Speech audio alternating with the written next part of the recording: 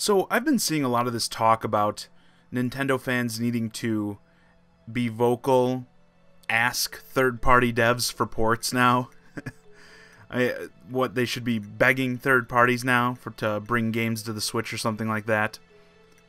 Now the funniest story that this argument has kind of surrounded is this Bandai Namco announcement telling people that they should make their voices heard if they want to see Project Cars 2 on the Switch. Well, I'll make my voice heard, Bandai Namco. How stupid do you think we are? Do you think we were born yesterday? If you've been on the Nintendo train since the dark days of the Wii U, you'll know that the Project Cars team strung Wii U owners along with word that they were working on a Wii U port of the game. After delays and delays, they effectively gave up on the port, saying the Wii U just couldn't handle it. So, sorry if Nintendo owners are less than eager to get behind you guys for the sequel. But this whole idea, getting the fans clamoring for ports, is it a problem? I'd honestly say it's more so useless.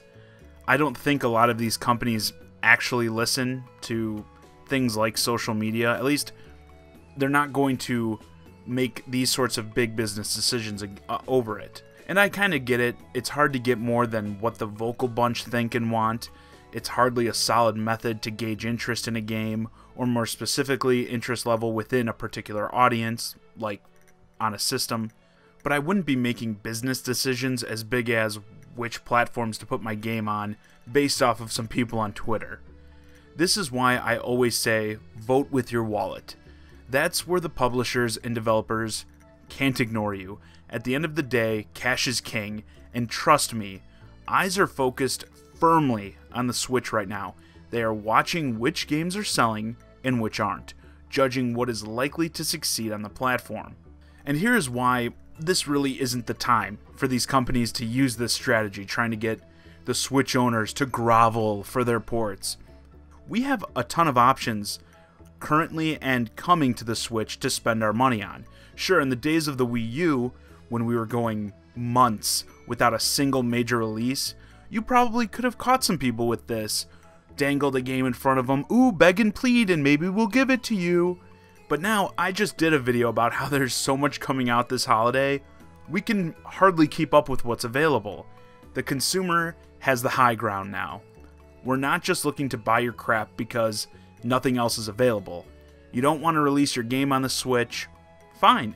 I'm sure there's another game dev who's interested in making some money.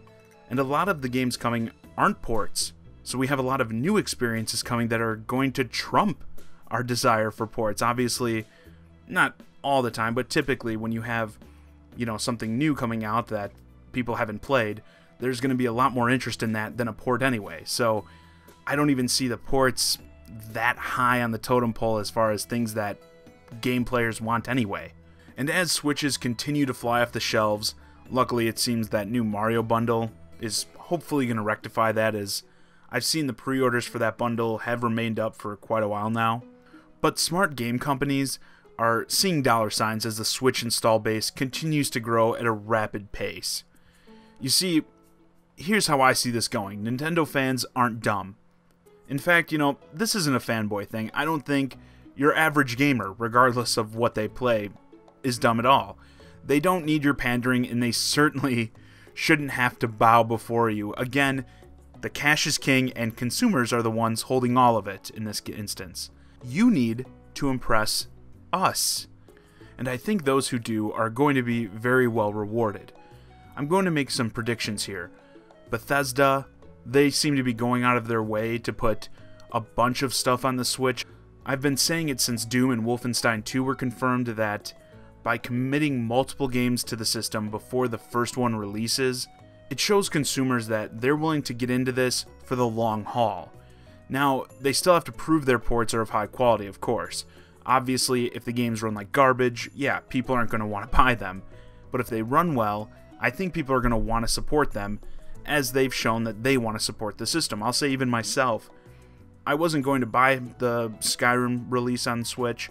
I've already bought it once on the PC and once on Xbox. I was a big fan of Oblivion. For some reason, Skyrim just didn't click for me. I never even got very far into it on either version. Granted, you know, I bought them later when they were really cheap.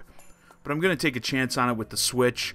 With the whole deal with it being portable, I've noticed that I'm getting through a lot more games now. Like, anything I buy on the Switch, I seem to blow through it because, you know, it's always at the ready. It's so easy to just make progress, even if it's only a couple minutes here and there. So I think I might be able to get through it on the Switch. And you see, that's how it works. You put out the good games, they sell well, you make money, you put out more games, the players have more to play, you make more money, around and around it goes. This whole, oh, the fans need to ask for it up front, really just seems like a method to shift the blame onto the consumers. Like, if they deem that not enough people are asking for it, they don't have to release it. If they release something and it doesn't sell, you know, it's, oh, the fans didn't come through for us. They said they wanted it, but they didn't buy it. It couldn't possibly have anything to do with the game being bad in itself, or the port performing poorly. Of course not. It's all those damn fans. Yes, this is why the free market is so beautiful. You make something people want, they buy it, everyone's happy. This is why I don't even really like the whole focus on things like pre-order incentives and stuff these days. If you have faith in your product, you shouldn't need any of this crap. You know, it shouldn't take the fans confirming with you up front that they're going to buy it. You should just have faith that the game is good and it's going to sell. And I'm not saying these companies shouldn't be engaging in open dialogue with fans. Of course, communication is key in finding out what people want. What are they currently playing? What sorts of experiences do they feel like they're missing out on? But no, the burden of proof shouldn't fall on the consumers. And like I said, I don't even see social media alone really making or breaking anything that gets released anyway. These big companies are following way more concrete numbers. Things like I said, what sorts of games are doing well, where they might be able to fill in a gap in a system's library, etc. They have all the resources to figure this stuff out. At least improve their chances at porting games that will be successful. Maybe they should just do the work. And with that, this video is a wrap. Let me know your thoughts on consumers needing to beg. Okay, consumers needing to ask devs for game ports. Do you think this stuff really even makes a difference anyway? Let me know in the comments. As always, I'm John Zacari, and thanks for watching.